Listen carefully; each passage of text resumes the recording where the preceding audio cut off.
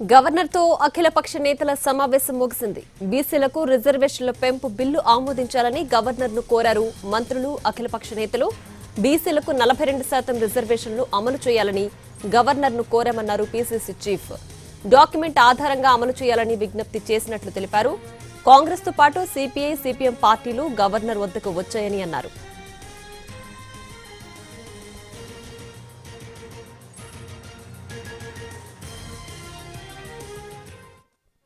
ఆధారంగా మాకు రిజర్వేషన్ ఇవ్వాల్సిందిగా బీసీ సంఘాలు కోరుతా ఉన్నాయి. డాక్యుమెంట్ ని కుల సర్వే ద్వారా వచ్చిన డాక్యుమెంట్ ని ఆధారం చేసుకుని అదే బేస్ గా చేసుకుని రాష్ట్ర అసెంబ్లీలో చట్టాలు చేయడం జరిగింది. పంచాయతీరాజ్ మంత్రి గారిని బిల్లు ప్రవేశపెట్టినారు.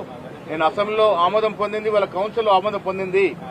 సో గవర్నర్ గారిని మేమందరం కూడా ఆల్ పార్టీస్, ఇక్కడ కాంగ్రెస్ తో పాటు BRS party, CPI party, CPM party, TJS పార్టీతో అందరం కూడా గవర్నర్ని కలిసి వారికి వాస్తవాలు వివరించి ఈ బిల్లుని ఆమోదం చేసే విధంగా వారి సహకారం ఉండాల్సిన కోరడం జరిగింది.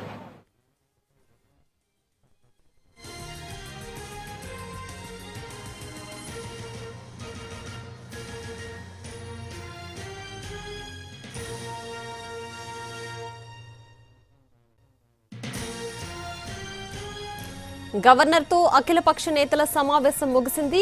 బీసీలకు రిజర్వేషన్ల పెంపు బిల్లు ఆమోదించాలని గవర్నర్ ను కోరారు మంత్రులు, అఖిలపక్ష నేతలు. బీసీలకు 42% రిజర్వేషన్లు అమలు చేయాలని గవర్నర్ ను కోరామన్నారు పీసీసీ చీఫ్. డాక్యుమెంట్ ఆధారంగా అమలు చేయాలని విజ్ఞప్తి చేసినట్లు తెలిపారు. కాంగ్రెస్ తో పాటు సిపిఐ, సిపిఎం పార్టీలు గవర్నర్ వద్దకు వచ్చాయని అన్నారు.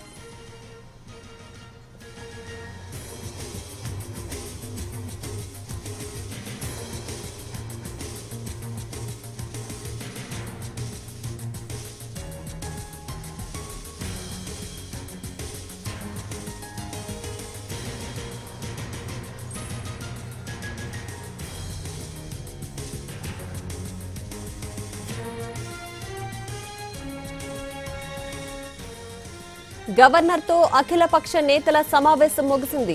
బీసీలకు రిజర్వేషన్ల పెంపు బిల్లు ఆమోదించాలని గవర్నర్ ను కోరారు మంత్రులు, అఖిలపక్ష నేతలు. బీసీలకు 42% రిజర్వేషన్లు అమలు చేయాలని గవర్నర్ ను కోరామన్నారు పీసీసీ చీఫ్. డాక్యుమెంట్ ఆధారంగా అమలు చేయాలని విజ్ఞప్తి చేసినట్లు తెలిపారు. కాంగ్రెస్ తో పాటు సిపిఐ, సిపిఎం పార్టీలు గవర్నర్ వద్దకొచ్చాయని అన్నారు.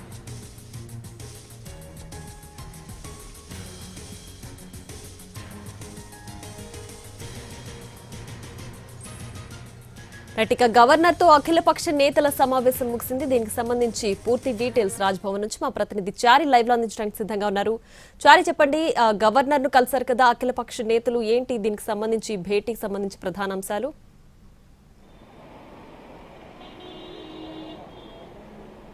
కొద్దిసేపటి క్రితమే అఖిలపక్షానికి సంబంధించినటువంటి నాయకులంతా కూడా గవర్నర్ తో రాజ్భవన్ లో భేటీ అయ్యారు. సుమారు 10-15 నిమిషాల పాటు ఈ భేటీ కొనసాగింది.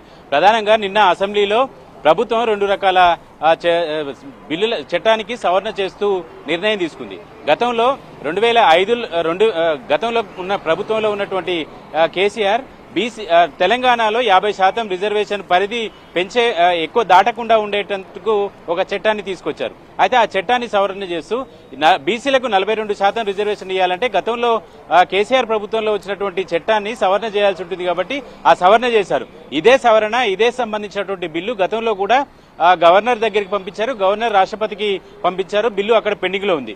ఆ తర్వాత కేబినెట్ లో కూడా అప్రూవల్ చేసి ఆర్డినెన్స్ గా తీసుకున్నటువంటి సందర్భం. అయితే సభ ఆర్డినెన్స్ తీసుకున్న తర్వాత నెక్స్ట్ సభ ఎప్పుడు జరిగినా కూడా ఆ ఆర్డినెన్స్ కు సంబంధించి ఒక చట్టబద్ధత తీసుకురావాల్సి ఉంటుంది కాబట్టి నిన్న అసెంబ్లీలో అదే అంశానికి సంబంధించి మళ్లీ బిల్లుల్ని ప్రవేశపెట్టింది ప్రభుత్వం. ఆ బిల్లుల్ని ఆమోదించాలి అని చెప్పేసి కొద్దిసేపటి క్రితమే ప్రభుత్వం ముందుండి అఖిలపక్షానికి సంబంధించినటువంటి నాయకులందరినీ కూడా ఆహ్వానించింది. బీఆర్ఎస్ పార్టీని, బీజేపీని, సిపిఐ, సిపిఎం ఇలాంటి పార్టీలన్నింటినీ కూడా నేరుగా ప్రభుత్వమే ఆహ్వానించింది. ఈ సమావేశానికి బీజేపీ డుమ్మా కొట్టింది. బీఆర్ఎస్ పార్టీకి సంబంధించి, సిపిఐ పార్టీకి సంబంధించినటువంటి నాయకులంతా కూడా సమావేశానికి హాజరయ్యారు. ప్రధానంగా తెలంగాణలో రాష్ట్ర ప్రభుత్వం అన్ని రకాలుగా సర్వేని నిర్వహించింది. అన్ని గణాంకాలు కూలంకషంగా చేసిన తర్వాతనే ఆ లెక్కల ప్రకారమే బీసీలకు 42% రిజర్వేషన్ ఇవ్వాలని నిర్ణయించుకున్నాం కాబట్టి గవర్నర్ గా మీరు దానికి అప్రూవల్ ఇవ్వాలనేటువంటి అంశాన్ని గవర్నర్ ముందు ప్రస్తావించారు.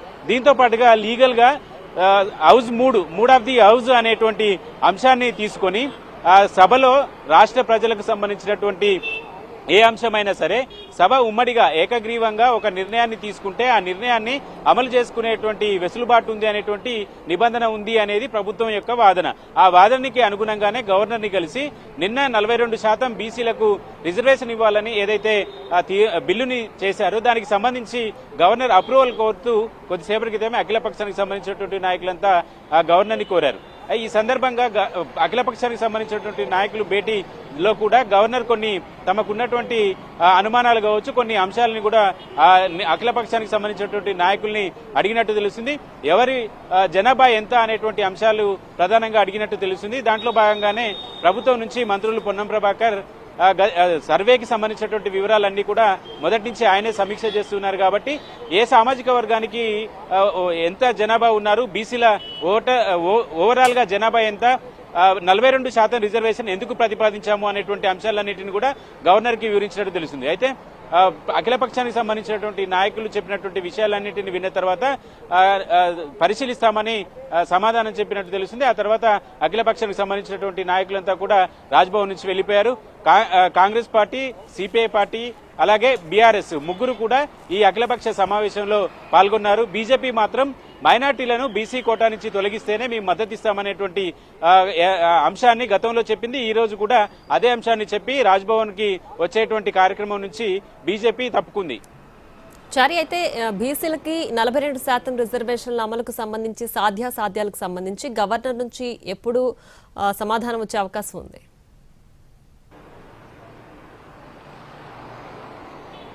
నిన్ననే అసెంబ్లీలో ఒక నిర్ణయం తీసుకున్నారు కాబట్టి బిల్లులకు సంబంధించి గవర్నర్ ఎప్పటిలోపు నిర్ణయం తీసుకుంటారు. గతంలో చేసినటువంటి బిల్లులు నేరుగా రాష్ట్రపతికి గవర్నర్ పంపించారు.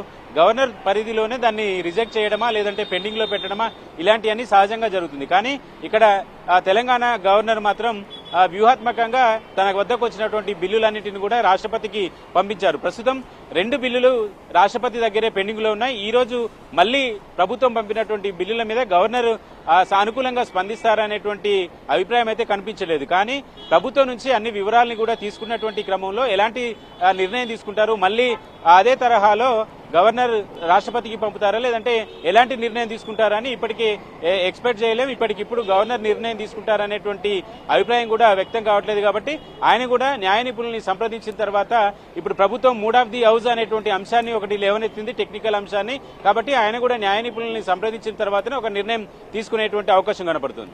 Right Chari, thanks for the updates.